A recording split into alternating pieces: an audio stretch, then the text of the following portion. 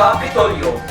Malayong na adlaw, Surigao del Norte. Ako si Lovely Ciclone. Ako si Gilmar Somalino. Para maghatag ng Katakos, resulta ng mga balita sa Kapitolyo ng Surigao del Norte. Bagong ambulansya gi-turn over sa munisipyo ng General Luna. Bago lang gi-turn over ng Department of Health o DOH ang isa ka brand new na ambulansya pinaagi sa Health Facilities Enhancement Program o HFEP na upo sa paningkamot ni Governor Lalo Matugas, iniba ni Congressman Bingo Matugas nga gi-request sa LGU pursuant to Resolution number 117-18 Series of 2018 katong May 10, 2018. Ang maong turnover gisaksihan ni Mayor Cecilia Rosilion, Vice Mayor Veronico Solioso, Board Member Julix Sunico, sana ni KNS Administrator Laures Congreso. Dako gadyo ang pasalamat ng LGU ng General Luna kay madungaga na ang ilang mga sakyanan para makaserbisyo sa nanmatiman ang serbisyong panlawas sa mga katawan labi na dyato sa mga lagjub na lugar. Team Capitol ning bisita sa mga isla ng Taganaan para maghasod sa BHW Honorarium.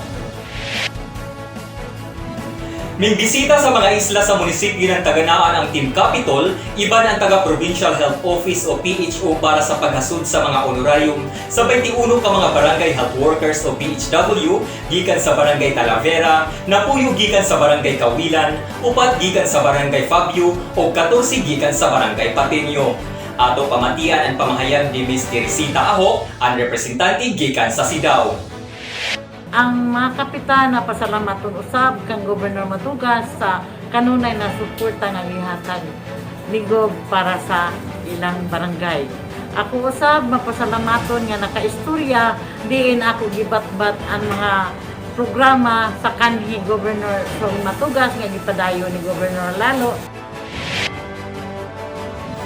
Dakuan pasalamat ng mga DHWs kainin ila na dawat, dako na tabang para sa ila pang adlaw-adlaw na panginahanglan, hilabi na kay sudan pangita sa kuman na panahon sa pandemya.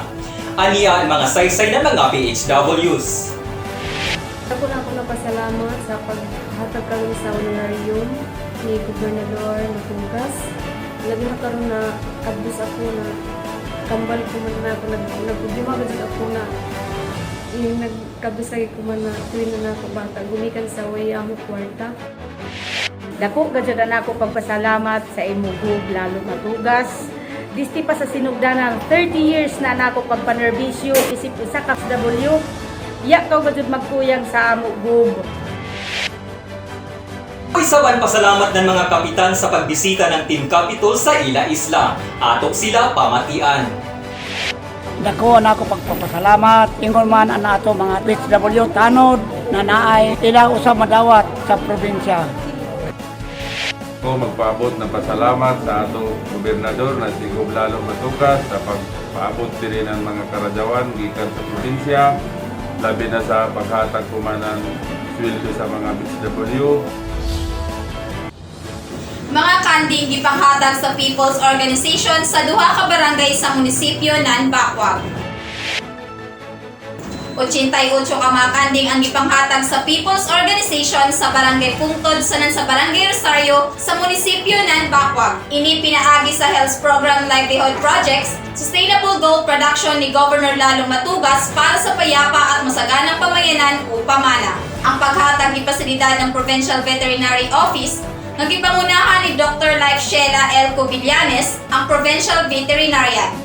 Gitambungan ni Apasem Castrense og ng Municipal Administrator ng Bacuag na si Ms. Karen Orquina Ogay. Tumong ng inina programa, ang matabangan ng mga lumulupyo sa ila panginabuhi ug sahad nila na ilang pasanayon kaning maong mga kanding.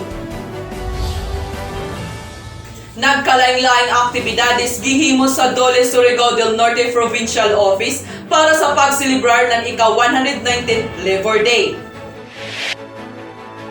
Naghimo na nagkalain-laing aktibidades ang buhatan sa Dole Surigao del Norte atol sa pagselebrar ng ika-119th Labor Day na may tema na Mayo 1 sa bagong panahon, manggagawa at mamamayan, babangong susulong.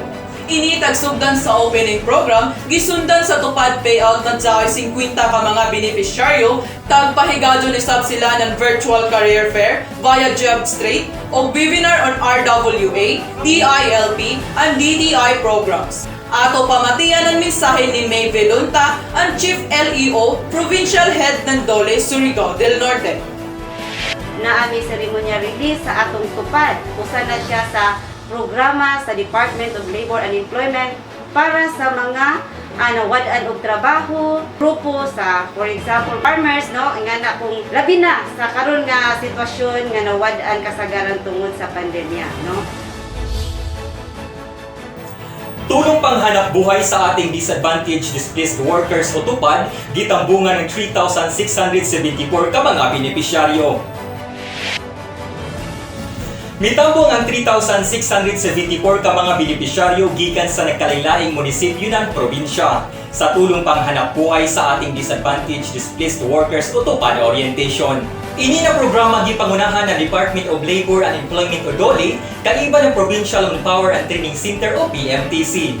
Joy 500 ka mga benepisyaryo gikan sa Higakit, 524 ang gikan sa Placer, 300 sa Mainit, 300 sa Alegria, 400 sa Taganaan, 300 sa Sison, 250 sa Bakwag, sanang 300 ka mga benepisyaryo ang gikan sa Claver. Ang mga benepisyaryo nagahinan ng budget alang sa maong programa.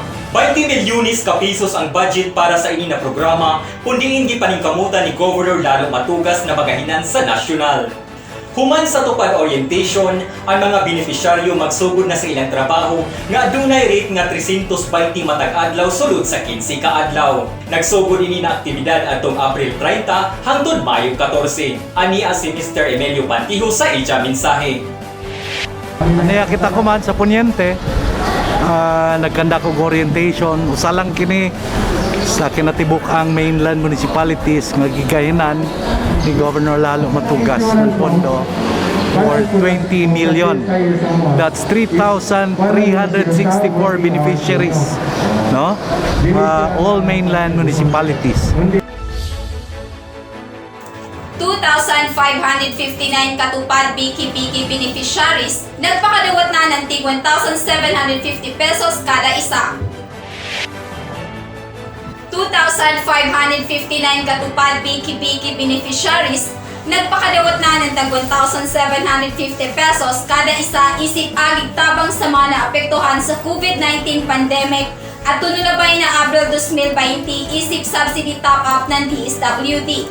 At dunay 59 ka mga Surigaonon ang nahatagan gikan sa munisipyo ng Higakit, 216 gikan sa Claver, 211 sa Placer, 200 sa Bakwag, 206 sa Malimono, 210 sa San Francisco, 105 sa Alegria, 208 sa Sison, 200 Taganaan, 538 sa Surigao City, 205 sa Mainit, sanang 201 sa Tubod. Kaniubo sa paningkamot ng atong gobyerno para matabangan ang mga katauhan na naapektuhan sa panahon ng pandemya. Ato pamatian ang mga mensaheng pasalamat o testimonya ng mga nagpakadawat. Pasalamat ako kang Lalo Matugas na Joy Isaac na pang biki-biki. Nagpasalamat ko aning programa sa LGU o kang Gobernador Lalo Matugas nga kining programa nga tupad tungod kay nako kini ikatabang kanamo labi na karon sa panahon nga pandemya. Katangnan Kabituunan Bridge na humana. Nahumana gajud ang Katangnan Kabituunan Bridge didto sa Siargao sa nanandam na pud kini alang sa pag-turnover. Sayra na ini na proyekto, tagsugdan ni Governor Lalo Matugas na iyang gipaningkamutan na magahinan kini og alokasyon o budget didto sa Congress katong tuig 2016. Congressman pasidya sa Siargao o gipadadyo ni Congressman Bingo Matugas sa kasamtangang panahon hangtod kini nahuman na gajud. Ang dakong tulay, Joy 36 linear meter, 2.22 kilometro, nag-rehabilitate na dayan pasingod sa Dapa Port.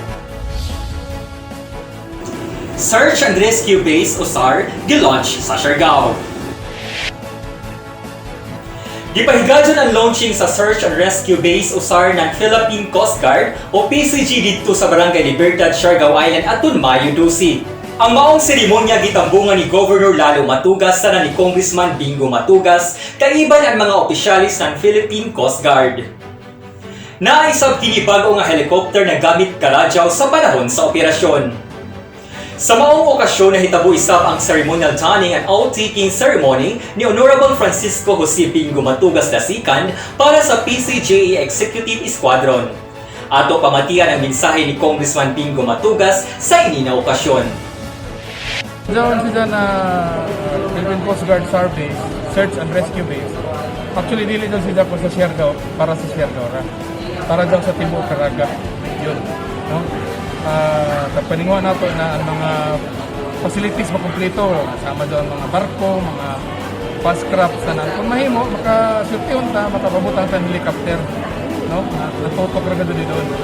Para ang Caraga region, matabangan sila sa time na kinahanglan ng tabang ng mga bagyo, yung mga doon ang expertise ng Coast Guard. Governor Lalo Matugas nagsaulog sa ijay ka-79 na adlaw na tawhan. Atong Mayo 10, gisaulog ani ka-79 na adlaw na natawhan sa atong amahan sa atong probinsya na si Governor Lalo Matugas. Simple ra ang mga okasyon na giselebrar sa simple nga misa sa buntag. Aniya ang mga mensahe sa mga empleyado sa Kapitolyo. Many happy returns of the day. Happy birthday. Ako nang inaot, natagaan pa kao, nalabaw na makagagahom na nataas pa na kinabuhi para magpadadyo na nimo pagpanghatag ng mga livelihood and employment opportunities para sa atong mga Surigao-non. Mubati ako kang Governor Lalo sa iyang adlaw nga natawhan. Akong panghinaot nga kung sa manggani ang iyang mga plano alang sa Surigao del Norte, tana magauban kaniya ang Ginoo aron mapatuman pagayon niya ang iyang mga plano sa Surigao del Norte. Mary Rose Contamina, PIC Correspondent. Ini ang pipila lamang sa mga aktibidades para sa kalabuan sa nangkaradyuan ng ato probinsya. At ang inasab ni Diyos sa sunod na semana ang mga labas pa na mga balita sa Kapitolyo.